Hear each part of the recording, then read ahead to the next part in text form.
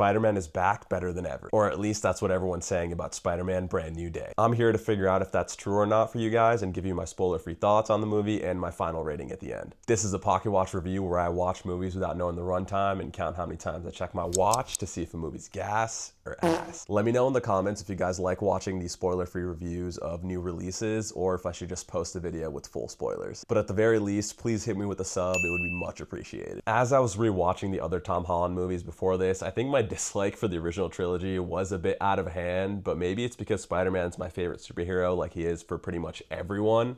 And I just have high expectations for Spider-Man, so maybe things got a little out of hand for that reason. But anyways, one of my biggest issues with the original Tom Holland trilogy that still stands after rewatching it is that it feels so visually bland, and you can tell that there's a bunch of green screens used. And honestly, they feel a bit hollow, not just visually, but overall as movies. And it feels like there's not a real weight to the characters, and the world doesn't feel lived in compared to the other Spider-Man movies, and everything just seems a little bit artificial for some reason. And the main problem for me, at least in the first two movies, is that the driving force is related to Iron Man and the villains are tied more to Iron Man than Peter Parker himself. And the third movie, as much as I enjoyed watching it opening night in theaters, on rewatches it definitely feels more like keys jangling in front of you and making you clap instead of actual quality. One thing I will say about the first three movies is that they got a lot of the high school teenager interactions down pretty well, and you can tell because John Watts pulled a lot from John Hughes. And I think you can make the argument that these interactions are the best out of all three live action Spider-Man, even if it's a bit cheesy and overly MCU-ish. And the car scene at the end of Homecoming with Peter and the Vulture, that was perfect.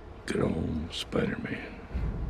And the best part of No Way Home for me was that they left the story in a good spot where we have Peter in more of a comic accurate situation. He's finally going to be the typical dumpster diving hero with no real help from anyone else. And he has the weight of the world on his shoulders, shout out Atlas, where nothing really goes right for him in his personal life. Spider-Man always puts the greater good first at the risk of Peter Parker's personal friendships or accomplishments. I'm excited to see what Tom Holland and Destin Daniel Cretton have cooked up, and fingers crossed we get a street level Spider-Man again. I actually really like Shang-Chi, Destin's last MCU movie, and I hate when people say that's a bad movie. It does have the Marvel third act problem, but everything leading up to the dragon was so much fun. All right, let's get to my Pocket Watch predictions. I'm predicting this movie will have a runtime of 2 hours and 21 minutes. I'm also predicting I won't check the time at all during this movie, so 0 Pocket Watch checks. All right, off to the movie. We come to this place for magic.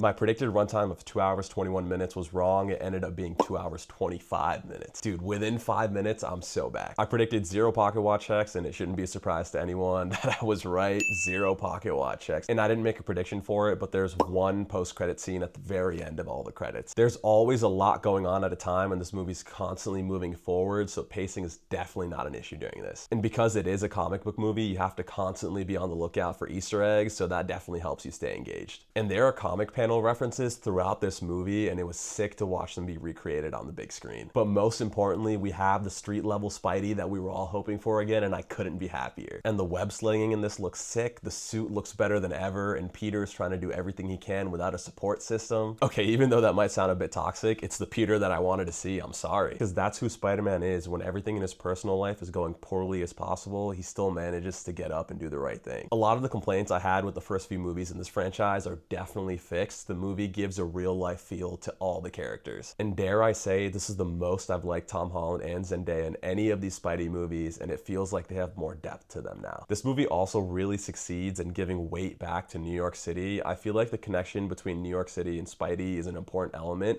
that the first three movies in this trilogy really glossed over. Maybe it's because Homecoming felt like it took place in Atlanta where it was filmed rather than actually taking place in NYC. And Far From Home was obviously far from NYC, taking place in Europe, but I'm telling you, this movie nailed the connection between New York and Spider-Man. And most importantly, the movie had a pulse to it that goes beyond the standard MCU expectations we have. I laughed, got emotional at points, and it all felt so natural, which is what the MCU really needs to lean into. Regardless, I'm so happy because they finally got the Peter Parker character down, and in this movie he shows us what it really means to be a hero. And Tom Holland did a great job in this. I can't say that enough. I really felt like I was watching Peter Parker on screen during this movie. And this is a spoiler-free review, but yes, Sadie Sink is in this movie and she does a great job, but I'll leave it at that for now. As for John Bernthal's Punisher, I know there were concerns about how they'd handle the tonal shift of putting an R-rated character in a Spider-Man movie, but it worked seamlessly, and the relationship between him and Peter is electric to watch. I don't know how much of it boils boils down to the real life chemistry Tom and Zendaya have, and Tom and John are also close in real life, but you can tell that they're all cooking in the scenes Tom has with them. I do have some issues with this movie, with it being a little bit predictable, and the hand-to-hand action scenes felt a little bit lacking, at least with what I was expecting from Destin Daniel Cretton, especially coming from Shang-Chi. But it seems like Destin did figure out the third act problem a little bit, and it's not the typical MCU BS that we've been used to, which was nice. Although I do have some hesitations about the way that they ended the movie. But honestly, maybe I should save the rest of my gripes for when I do a deeper dive with spoilers in a later video. For my final rating of Spider-Man Brand New Day, I was really struggling on what I was gonna give it, but I feel like I have to give it a 4 out of 5 stars. You can come at me for my ranking, but I'm a biased Spider-Man fan, and when Spider-Man is done right, I can't help but like it. So if you like Spider-Man, you're gonna like this movie. We're gonna have to see how it fares on the rewatches, but overall, as a movie, this was better than No Way Home. I'm Indian Jones, and that's a wrap on my spoiler-free review of Spider-Man Brand New Day. Hit me with a sub if you want a more spoiler-filled, in-depth review. Peace.